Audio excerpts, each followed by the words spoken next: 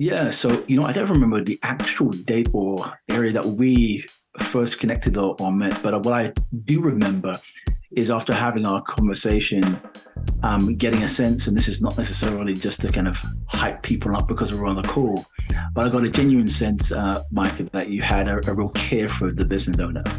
And I think one thing that's missing when I've had other conversations with other organizations was that they care more about what you're trying to solve, but not necessarily about you first. Jermaine, thank you for joining with me today and sharing some of your experience in working with Dream Sport and also just allowing me to learn from you. Really appreciate it. All good. No, glad to be able to contribute. Awesome. Well, first, could you just give some context, like talk a little bit about your business and where you've come from and that sort of thing?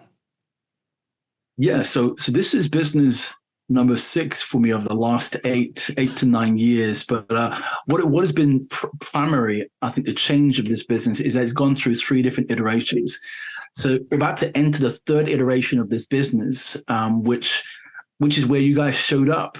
And so the last 2 years, because my family and I, we just moved from the UK, United Kingdom to the US last October, this time October. The last 2 years has been just a bunch of transitions and a bunch of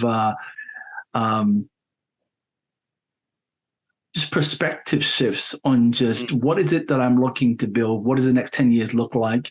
What does it look like for my family? What does it look like from a team perspective? I'm making some hard decisions. So Right. beginning this year was probably the biggest thing, having to let go of pretty much the majority of my team and start again, recognizing that where I wanted to go, it wouldn't be conducive for them to be here. One from a what I needed from the team perspective and where they wanted to go as well. So I wanted that to be really kind of synergetic. And so exited that, make sure that they found places to be. But then I found myself right towards mid this year, April to May, let's call it June, then beginning to explore, well, I still need a little help, but a different kind of help that I'd had in previous businesses. And so I needed somebody to help to move some of the things that I thought were causing constraints in my ability to really reflect on where to go next. And so, and that, decided that would be an executive assistant or somebody who could come in to be my number 2 for a period of time, or at least in that particular area, while thinking about where the business needs to go next. And so that's really been the kind of the history of what it is. This business today, serving small businesses, primarily those who are established, have a series of customers and departments that are fixed on supporting their customers and helping them really to double the growth and value in their business through better customer systems.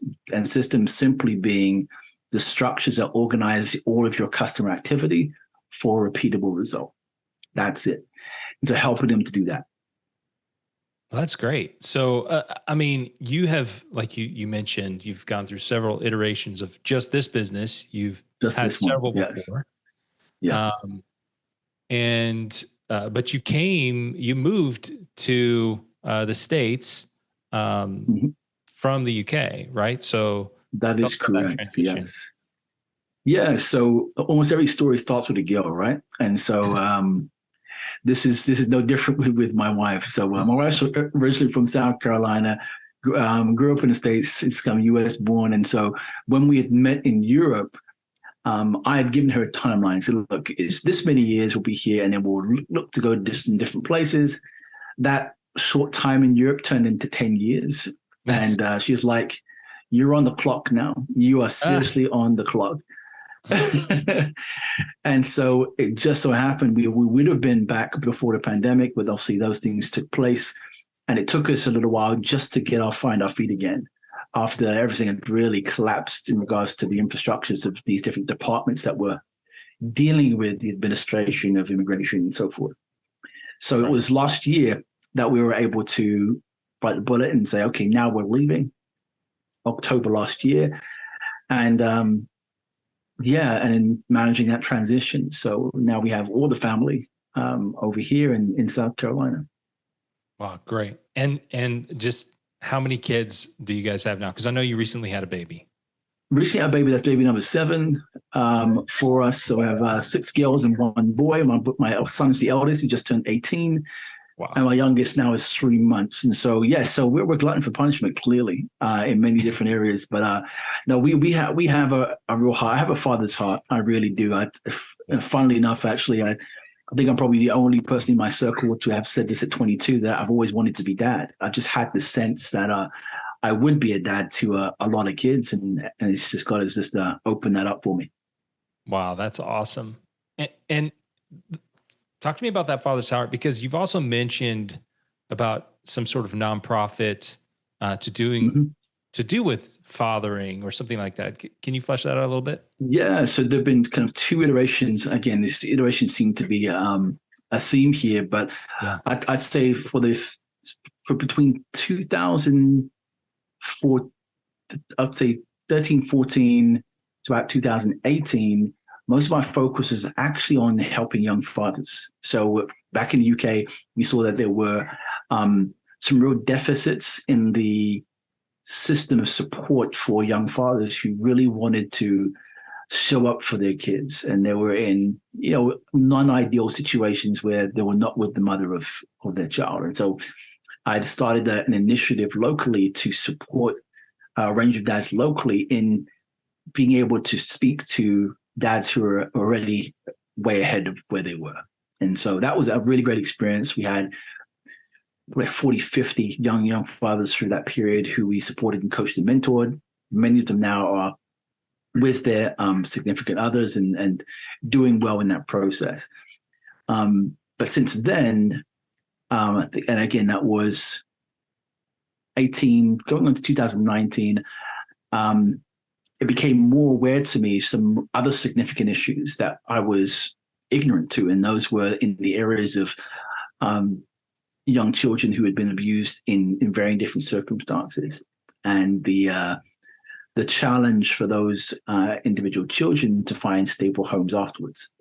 Right. In fact, it was foster care systems broken right across the board in many, many ways, adoptions, and they just can't find homes fast enough for these kids. And so they end up aging out of these homes, which are very expensive to run typically. And then moving out into society, no one really knowing what happens with them. And so, again, my father's heart kicked in. And I said, well, what could we do here? So 2019, started working with a company locally in the UK, which is around education, which is primarily those who were in economic deprived areas where the likelihood of these kids showing up were higher. We had these education opportunities where we do these inset days, where we do some professional development trainings around just how to get into the workforce. Right. So I did that for a year. And then I said, well, that's great, but actually there's something missing here. And so for the last 12 to 13 months, I was just doing research and figuring out what organizations are happening or doing. And then I came across a more specific initiative, which is around those coming out of the sex trafficking industry, children. And I was like, oh, wow. I was like, this is huge. And I came across an organization called Unbound. And as I began to educate myself around the issues, I was like, man, this is actually not only a real issue, but it's something that is right on my doorstep.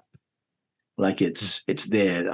When you begin to look at the statistics and the conversations that are happening with families, it was very, very evident that there was a lot of suffering that were there. And it just so happened I had an associate or somebody I'd known from school days. I remember him posting something. This was May. So May this year.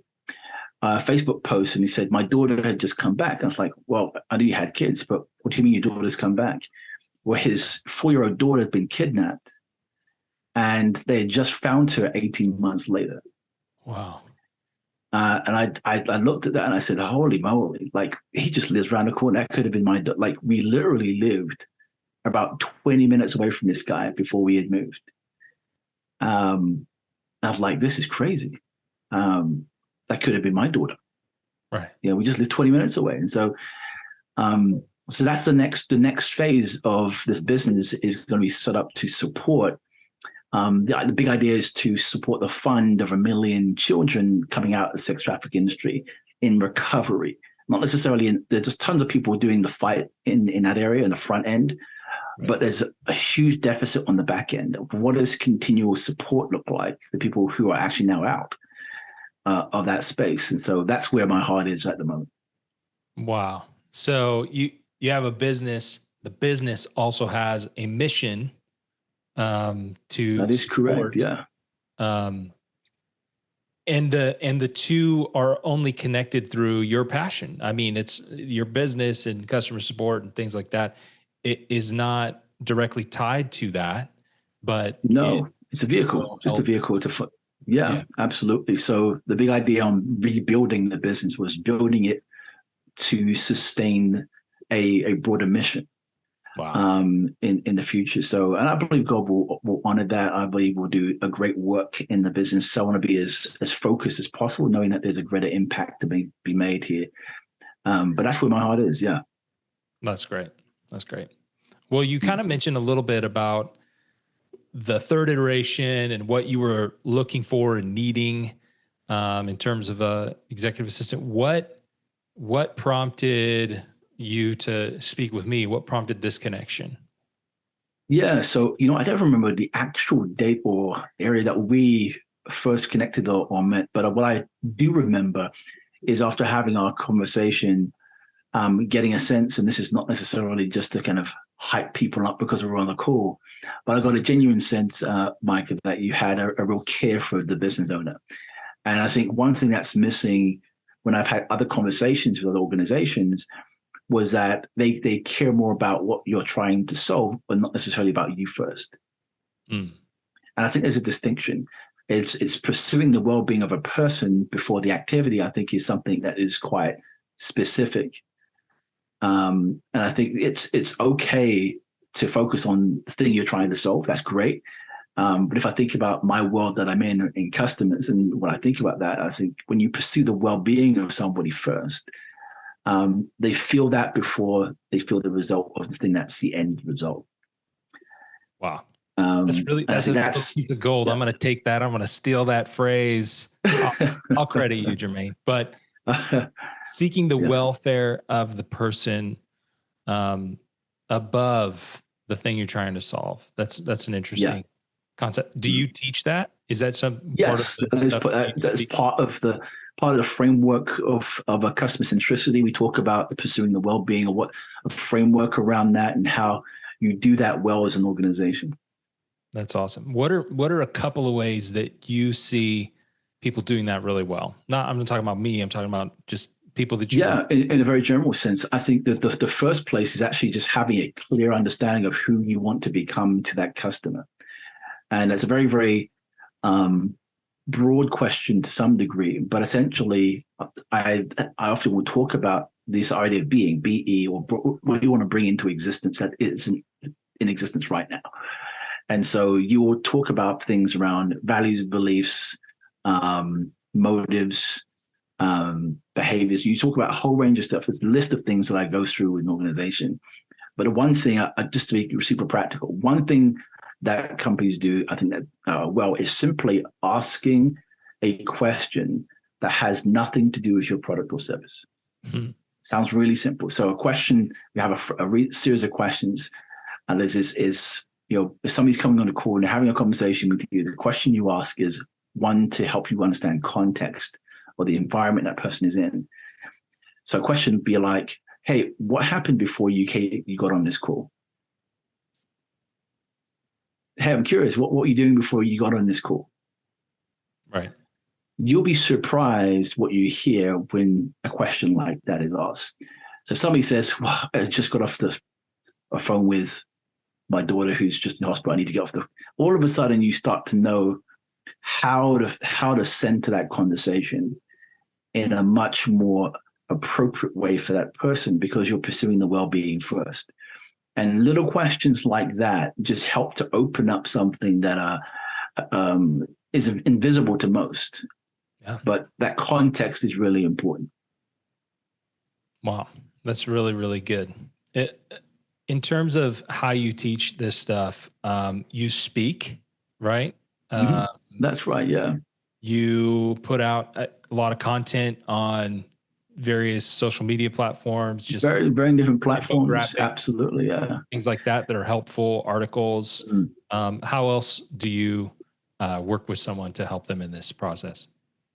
Yes, there's a lot of free stuff. So actually, we're about in 2024 about to release, about to relaunch the YouTube channel in a more significant, more structured way. We're actually about to produce a show, actually. Cool.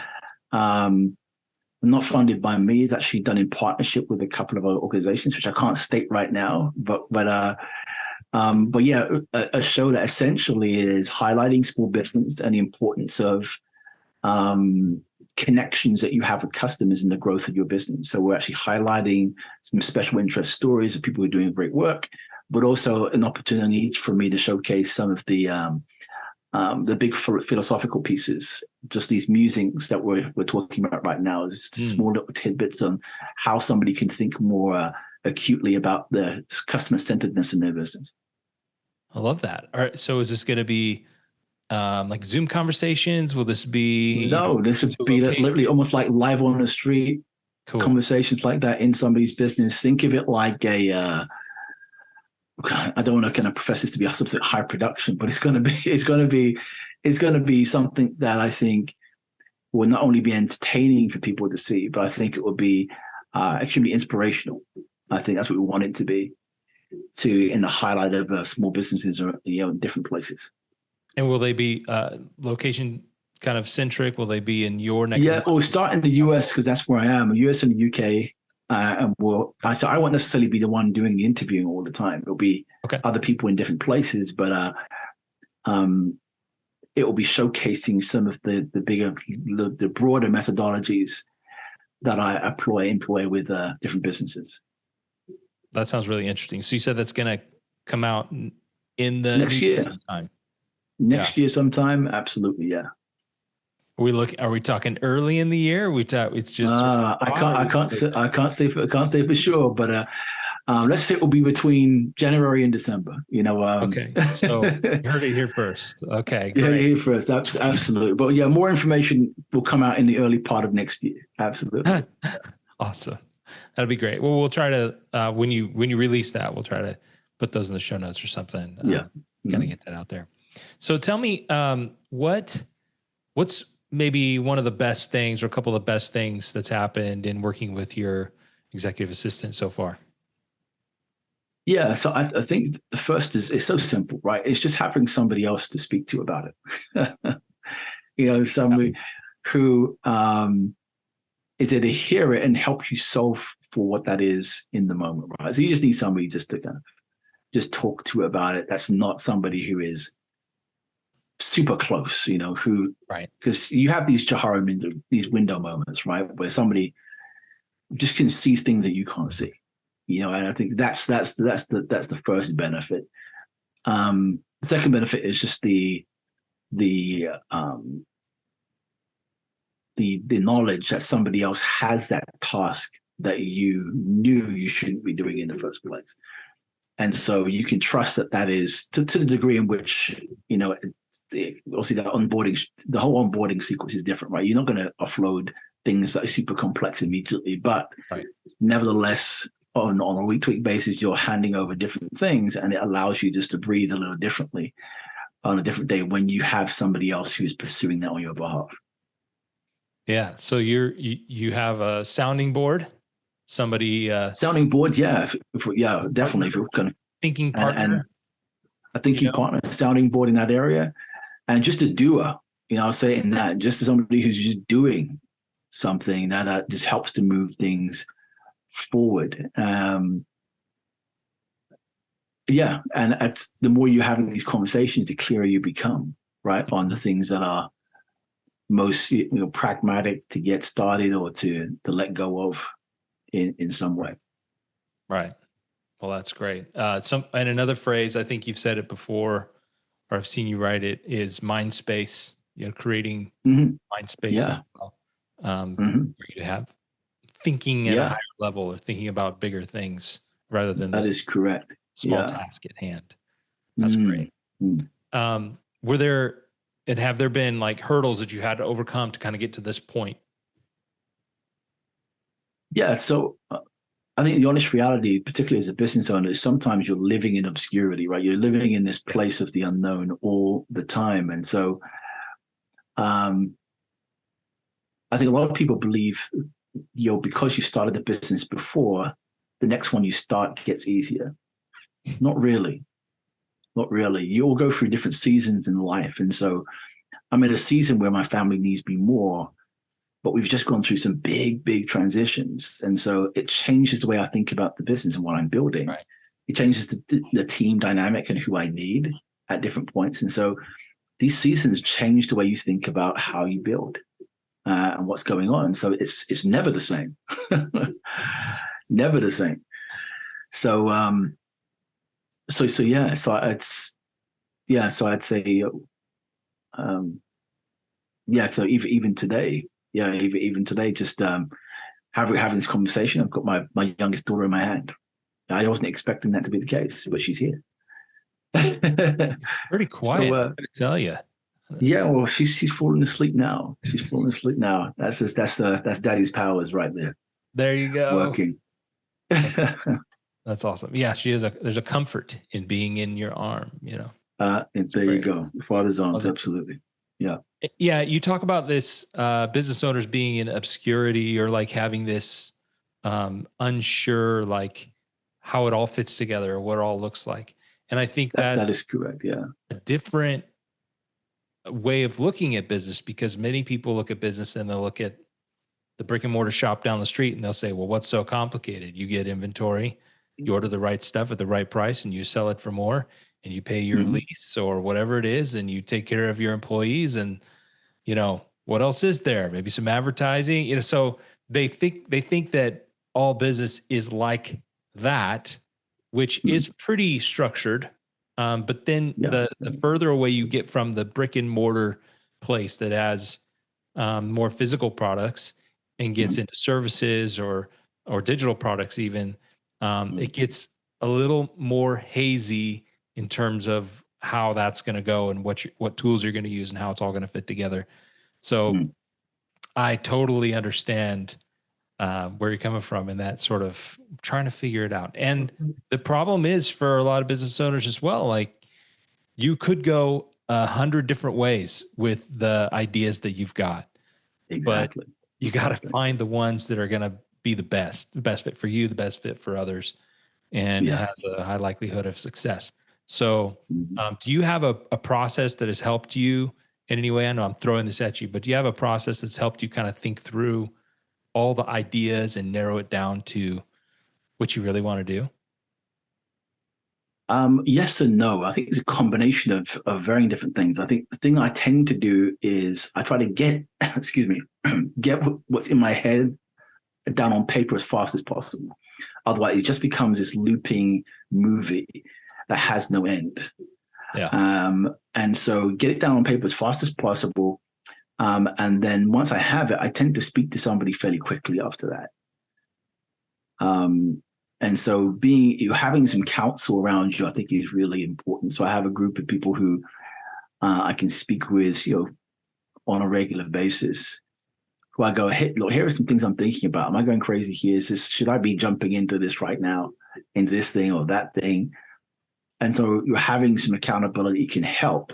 Putting in positive constraints is what I call it. So you have people who are bringing in different perspectives, and it's helping to narrow the view more and more and more until you get laser focused on the one thing that you believe is most important. Now, naturally, it has to be married with the market fit. Are people actually going to be excited about this? Is there a reasonable addressable audience for that specific kind of service? There's all these practical things you would need to consider, but the most important to begin with is really a commitment to something that you believe in Mm.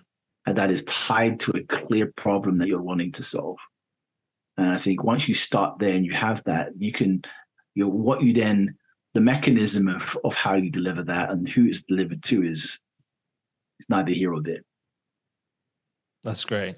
Yeah, thanks for sharing that. That's really, I think that would be very helpful for people. I like that idea of positive constraints. I don't think I've heard people talk about that very much, but that's a really important aspect of trying to get to the bottom of what you should be doing. I also like the idea of writing it down quickly. I have a lot of ideas that enter my head, and what I tend to do is I'll put them in notes in my phone, and then oftentimes I'll just, that's it. I'll just put them in there. Note is in my phone, and then a year later I'll go back to that little scratch pad. And I'll be like, oh yeah, I kind of remember that idea. That was maybe not great, or what, like I'll have some space and some time to kind of process.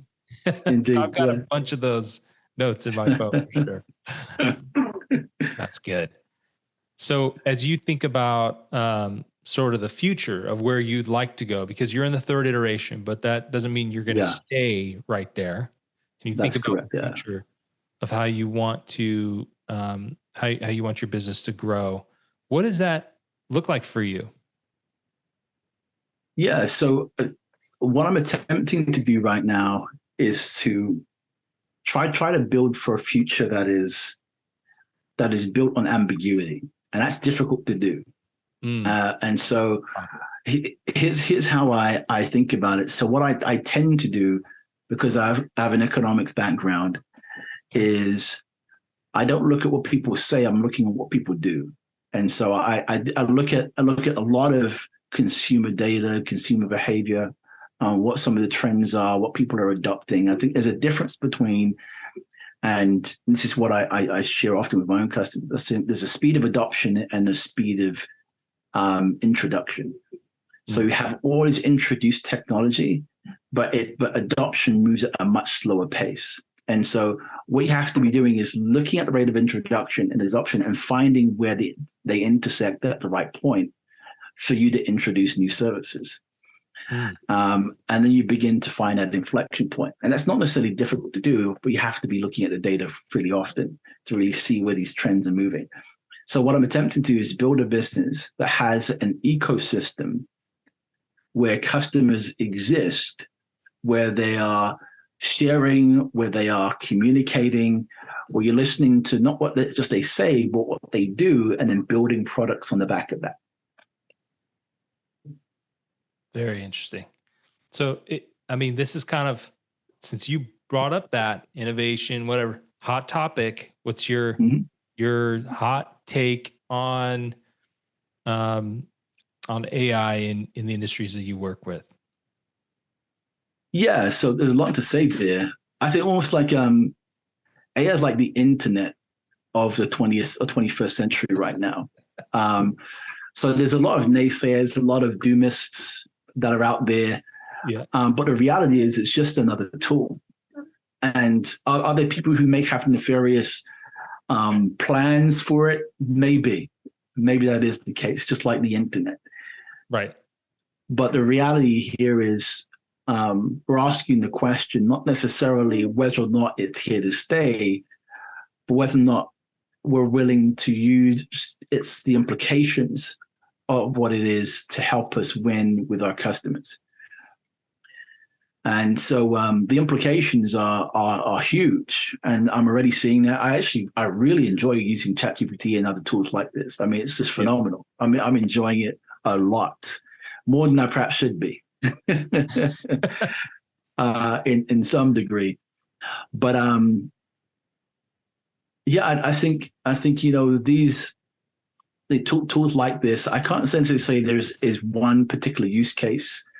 Because there are thousands that could be, considered. And I have like notes for days on different use cases. But I think the big question really is if you're paying attention to the things that impact the people you want to serve, it's working backwards from that. So I try to go as far as is reasonably possible into the future, and I say, well, what would my customers need to be prepared for today in order to meet that potential future in 12, 12 to 18 months? What would need to be true about our relationship together, about what we're doing in preparation for that? And I just start to try to work towards it. Sometimes I'm wrong. In fact, most of the times I am. But the reality is that we've built a new capability on the journey. And that new capability has turned into something that we didn't think it would be. Right. But it's something better than staying still. Absolutely. I like that. And kind of tying that back to that approach, back to fathering, you think about when my kid is ready to leave the house. Yes. Yeah. But she's a baby in your arms right now. So my kid is ready. When she's ready to leave the house, what do I wish I would have done now that I hadn't? Yeah. And I could say for you, continuing to hold your baby during a call is not something you'll regret at 18, when she's 18. No. That's going to be something you're like, yeah, absolutely. She's my baby. I absolutely want to hold her whenever I can. Yes. So that's really cool. Yeah, I like that. Well, I really appreciate you taking some time and sharing with me and whoever else might watch or listen to this. I hope that it's been helpful and inspiring to somebody in terms of maybe their, identifying their customer journey and strategy and helping them, or thinking about, getting some administrative help. Either way, I hope it's helpful for them. Yeah. So thank you. No doubt about that. Yes, indeed. Encouraging everybody to do the same. If somebody wanted to get a hold of you, the best place would be, man, you go to LinkedIn if you're just looking for some musings and some thoughts and some key ideas around customers. But if you're wanting to take a more of a journey and really thinking about the perspectives on what you could do as a business, then join my mailing list at JermaineEdwards.com.